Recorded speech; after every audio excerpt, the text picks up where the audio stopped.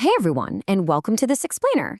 Today we're diving into something that is, well, practically invisible, yet it completely surrounds us every single day. I'm talking about the massive, silent networks of billions of connected devices that are actively shaping our physical world literally right this second. It's called the Internet of Things, or IoT for short. And understanding its anatomy, that is absolutely crucial to understanding the future of how we live and work. All right, so here's our game plan for today. We're going to break this massive topic down into 6 clear, bite-sized steps. We'll kick things off with part 1, the world of IoT. Then we'll cover part 2, the anatomy of IoT systems, part 3, how devices communicate, part 4, real-world applications, part 5, security challenges, and finally, part 6, we'll take a peek into the future of IoT. Okay, let's jump right into part 1, the world of IoT. We're going to start with the big picture here. What exactly does the Internet of Things even mean today? Think about this for a second. What on earth connects that smart thermostat sitting in your hallway to a giant multi-ton robotic arm in a manufacturing plant? I mean, at first glance, absolutely nothing, right? But fundamentally, underneath it all, they are both physical objects embedded with sensors, software, and communication tech. And they're entirely designed to exchange data without a human ever needing to push a button. Now, we do need to make a quick distinction here. On one side, you've got your standard IoT. This is the broader term for the stuff that makes our everyday lives smarter. Think your smartwatches, connected cars, maybe your smart fridge. But on the other side, we have IIoT, the Industrial Internet of Things. This is a highly specialized subset focused on incredibly complex, critical systems. We're talking about data-driven transformations in heavy manufacturing, energy grids, and transportation. It uses predictive analytics to optimize massive, heavy-duty operations where safety and efficiency are just, well, non-negotiable. And to really grasp this, the scale we're talking about is almost hard to wrap your head around. $1.7 trillion. That's trillion with a T. That is the value IoT added to the global economy in 2019 alone. It's an absolute powerhouse of an economic engine, currently being driven by over 9 billion connected things worldwide. And honestly, that number is only going up. So you might be wondering, how do all these billions of things actually work together? Let's move on to part 2, anatomy of IoT systems, and take a look at the micro-level skeleton of an actual IoT setup.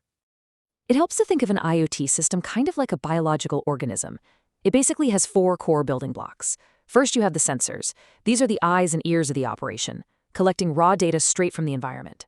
Next, the processors. They act like the brain, crunching that raw data to extract actual valuable insights. Then you've got gateways, which act like the nervous system's pathways, routing all that processed info to exactly where it needs to go. And finally, the applications. This is the conscious mind. It's the dashboard or app where you, the user, actually interact with the whole shebang. But here's the thing. Having all this data just sitting there isn't very useful at all. It has to flow. It's a 4-step process. First, the devices sense the data. Second, they process that info. Third, based on some rules we've given them, they generate triggers. And fourth, they actuate.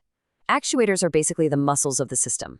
They take a digital trigger, say a temperature reading that's way too high, and convert it into a physical action, like physically flipping on a cooling motor.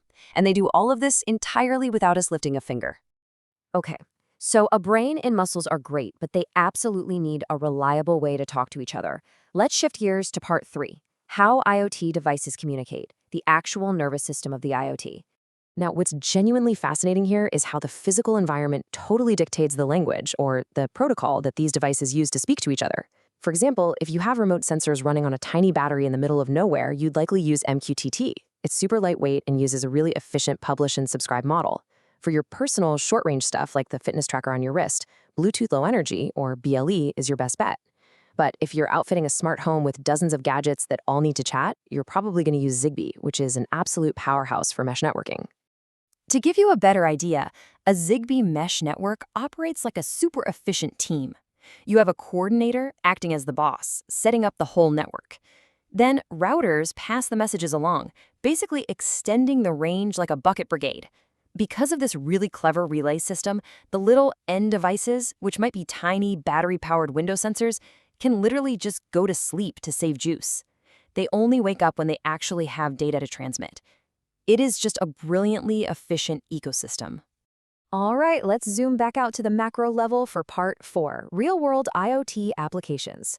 Let's see these automated muscles and nervous systems actually getting to work across different industries. The use cases here are just off the charts. In smart manufacturing, you've got sensors constantly monitoring machine vibrations. They can actually predict a breakdown before it even happens, which saves companies massive amounts of downtime. In smart agriculture, soil moisture sensors are out there automatically running irrigation systems, saving precious water while somehow boosting crop yields. Over in healthcare, wearable sensors offer remote patient monitoring, keeping a real-time eye on vital signs. And in smart cities, interconnected systems are doing the heavy lifting, managing everything from syncing traffic lights to optimizing garbage collection. And honestly, this just brilliantly illustrates how far-reaching this technology really is. We are talking about an impact on consumer electronics, retail banking, environmental tracking, utilities, you name it. IoT touches virtually every single sector of modern life. It's seamlessly blending digital data with our physical environments to completely optimize how our world operates. But of course, total connectivity does come with a pretty dark side. We have to talk about the elephant in the room. Let's pivot to part 5, security and network challenges. The IoT Security Foundation puts it pretty bluntly. They warn that IoT devices are at risk of attack by a whole spectrum of malicious parties, from your amateur bedroom hackers right up to professional cybercriminal syndicates. Think about it. When you have billions of connected devices, you've just created an unprecedented, massive attack surface. A tiny, overlooked vulnerability in a $10 smart light bulb that could literally become the backdoor hackers use to breach an entire secure corporate network. No joke. So how on earth do we defend against this? It requires incredibly strict best practices. First off, you have to minimize your network interfaces. Only turn on the connections you absolutely, positively need. If a device doesn't require an open port, shut it down. You also have to authenticate every single incoming connection. And always use secure encrypted protocols. Essentially, you have to design these systems from day one under the paranoid but accurate assumption that someone is actively trying to break in. And crazy enough, security is really just one of the hurdles. We're also dealing with massive interoperability issues. I mean, devices from different manufacturers often just flat out refuse to speak the same language. Then there's data overload.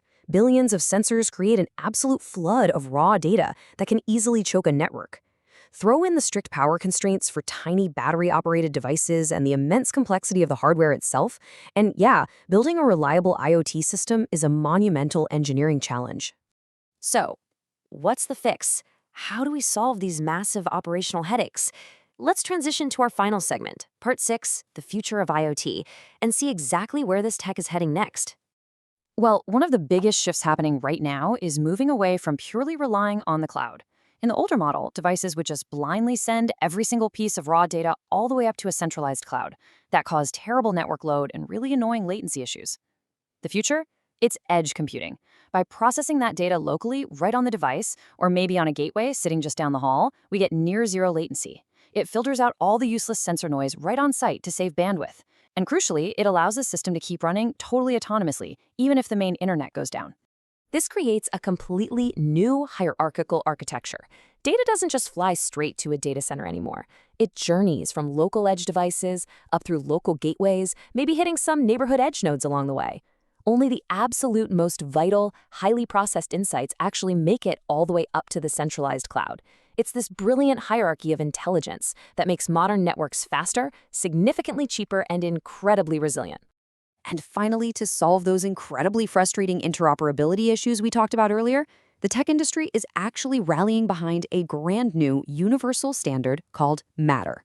Matter establishes a common language across the big players, Apple, Google, Amazon, effectively tearing down the era of the walled garden. So I'm going to leave you with this question to think about. As manufacturers are finally forced to compete on actual hardware quality and cool features, rather than just trapping you in their exclusive ecosystem, how will true, seamless, cross-platform compatibility change the way you interact with the smart tech in your own life? It's going to be a fascinating evolution to watch unfold. Thanks so much for joining me on this explainer, and as always, keep learning.